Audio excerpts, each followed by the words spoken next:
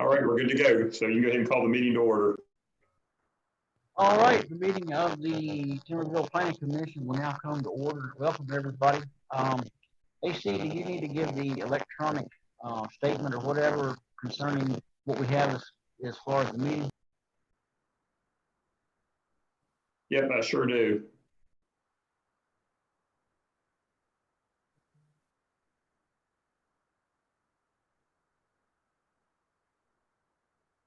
All right, so as always, meeting tonight's to conduct business electronically, essential business. And as we've stated many times before, it's through the different resolutions and declarations that were passed on May 26th. And all the Planning Commission members and town staff are participating using this Zoom conferencing platform, and the meeting is being streamed on the town's YouTube channel. So any kind of vote that would be taken tonight will be by roll call and will be recorded. Any questions? Okay. All right, Kevin, it's all yours. All right. I guess everybody got the email of what AC was wanting to show us this evening. I don't think we need to review any past minutes or anything, so we'll bypass all that. We all pretty well know what that concerns anyway. But AC, I guess to get down to business, you want to go over this plat and the changes and what's going on, and give everybody a brief explanation so we're on board here. Sure. So as everybody's aware, we went through the rezoning whenever that was fairly recently. And that was for Matt Severance's property up on American Legion Drive. And it was rezoned to R2. And he explained then how he wanted to divide it up, subdivide the property. And so you can see on this, and I think I sent this out to the Planning Commission before, but you can see how he's proposing to subdivide it. And he does meet all of the requirements. I looked up the deed and read the meets and bounds description, and his measurements. He did this off of the county's GIS, and so he's actually going to be getting an actual true survey done of the property, showing where the lot lines will be, which will match up with this. But he does have the right amount of frontage, and the lot sizes meet the requirements. And so it's exactly what he explained how he was going to do it with during the rezoning process.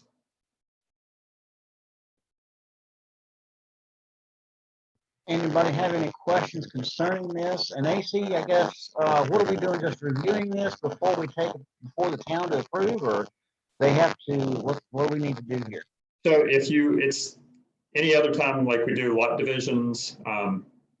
This one doesn't, since it was rezoned to R2, it doesn't need a master plan or open space or anything like that, because it was R5 at one point. So now that it's R2, it's just a simple division of the lots. And it doesn't, the proposed division, what you see on the paper here, doesn't create any substandard lots, so, or non-conforming lots. So it's pretty straightforward. What the Planning Commission needs to do is, if you need to discuss anything, if you have questions about it, we'll try to answer those questions. But it needs to, Planning Commission, but ultimately need to make a recommendation to the town council to approve the lot divisions here. And then if that's done tonight, then we'll take that recommendation to the town council at their meeting in August, and the town council can take action on it at that time if they so desire. All right, does anybody have any questions about the conforming of the lots? I think we had seen this before, didn't we, AC, in an earlier meeting? I had sent this out with the meeting announcement for this meeting. I don't think we'd actually seen the plat of this before. Matt just explained to the Planning Commission and the Town Council during the rezoning discussions about how he was going to divide it up. AC, you don't have any setback concerns there on lot 1 and 2? No, what you're seeing on those are existing buildings, Right. the blue ones, and everything. It meets all the standards. He'll have to meet the setback requirements, but the lots are really deep. Those lots are about 200 feet deep, so there's plenty of room, kind of southwest to northeast in that direction. For Matt to be able to place that house, place those structures in there, and still meet all those setback requirements. Yeah, I guess I wasn't worried about that. The lots are a great size. My question is, with the existing outbuildings that you can see there that exist on lot 1, you know, you've got one that basically a lot line goes through. So is the theory all of those buildings are coming down? I think that's probably what's going to happen. Just to be able to, he typically does a pretty good job of cleaning up the lots and the buildings. And I would have to ask him and make sure of that, but that would be, he would have to, if he wants to put the lot line in there and it was going to go through a building, the building would have to come down. In R2, the accessory buildings, or those, you know, just the structures, not the dwellings. Any of those accessory structures have to be 5 feet off of the front or off of the side and the rear property lines. So that it's kind of hard to tell because there's no, with that scale on this. The one obviously that the lot line goes to wouldn't conform, but the rest of them are probably pretty close. The building on lot 2, I'm assuming that will come down because it'll have to come down to put the house in because it can't sit in the front yard. But I'll check with him and make sure and clarify that. And that could be put into the motion, a recommendation motion tonight. That you'd also have to fix my memory here, AC. I know there was an existing home that he was thinking about keeping. Was that on lot 1 or is that on a different piece of property? That's correct. It's the one that's shown in yellow on lot 1. It says 5161 on it. So that's the existing dwelling that's on there. So that one can continue to exist. Putting in the new lot line doesn't affect any setbacks. It doesn't make that dwelling any more non-conforming, because it's the rear lot line that is where the non-conformity exists on that dwelling. Right.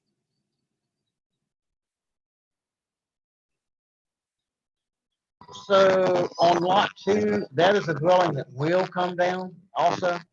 Well, lot 2 it's an accessory structure. It's like an outbuilding.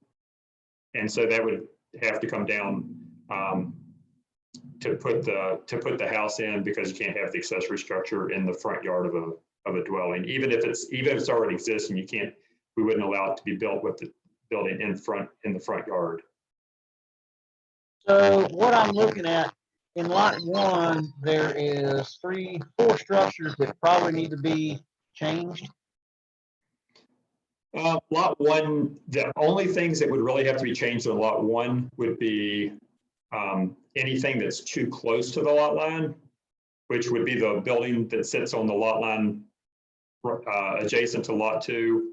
And then also that other one I don't know what the distance would be from that other building that's close to lot 2, if that would have to be, you know, if it only needs to be 5 feet off the property line. It's kind of hard to tell with the scale on this. Those are probably the 2 that would need to be adjusted. The others, even though they technically sit in the front yard, they would be grandfathered in because that's how that dwelling has already existed. You can't go in and tell them to tear it down. That's an older structure. It's been there for, gosh, I don't know how many years it's how old that structure is. So they would have to, those would be allowed to stay, but putting in a new lot line, they can't.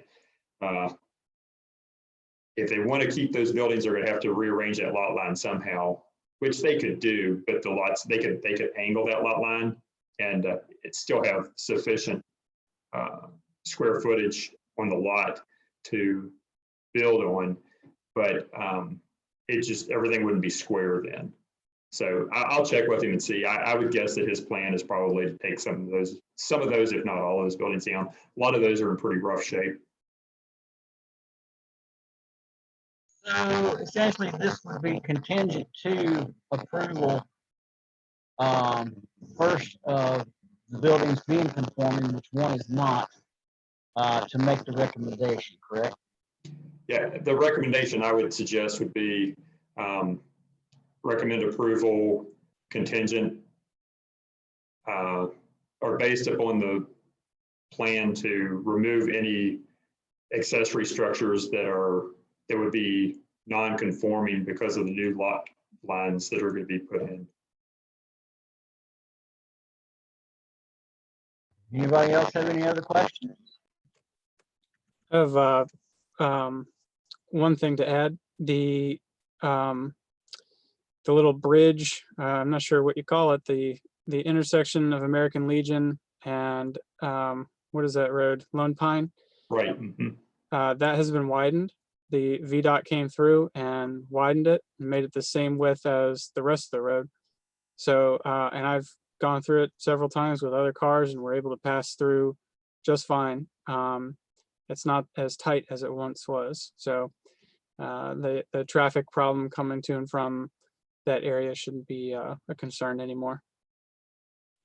That's right. And they did actual major work on it this time instead of just kind of lumping some asphalt patch up across the top of it. So Yeah. it does actually look better now. It feels like the rest of the road instead of a weird little indentation in the road. Right, exactly.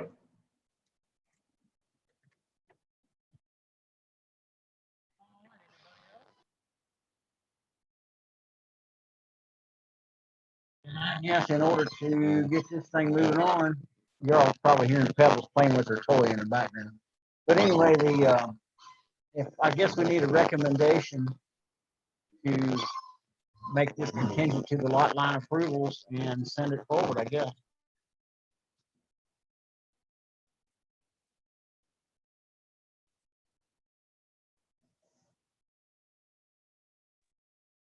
So you need someone to make a motion then?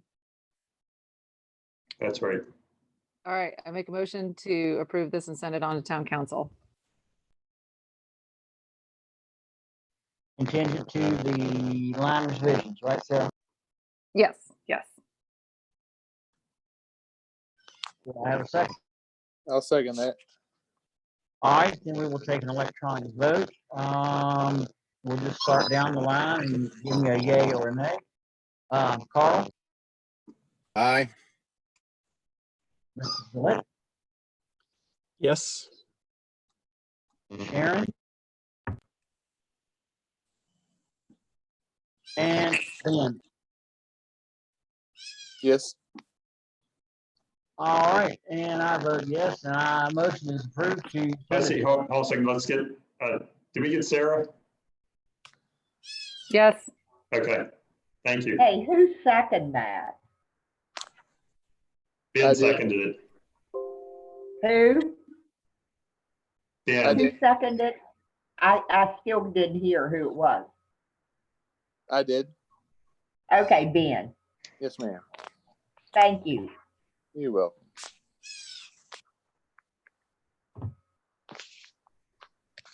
All right, then the motion's carried. That should take care of that item. Anything else that you have on the agenda or that we need to discuss, AC? no, that was really the main thing that was pressing. All right, well, if anybody doesn't have any other questions, anything, I guess, well, I can give you a call if we have questions, but if nobody else has any other questions, I guess we can adjourn the meeting. Okay, wait a minute, I have a question. AC, do we know anything or update of Centera? No, it's just kind of paused. We haven't had we had kind of done a lot of work on it and got them all ready, and they're on hold. Okay. Yeah. Okay, thank you. You're welcome. Is there any update on the Chris place up in town? I'm sorry, on what? on the Chris place? Trying to get, that was put on hold with trying to get with COVID, the EPA was not doing meetings in the field. And so I've been back in touch, trying to get something scheduled to have them come out and look at it. And we'll see what we can get done if that's something that they will tackle and bear the expense on, at least until they would be able to collect from the property owner. All right, any other questions, anybody? No, All right, with that being said, I hereby adjourn this meeting, and everybody have a great month, and I guess we'll talk to everybody next month. Bye, y'all. Thank you all. thank you. Thank you. Bye-bye. Bye.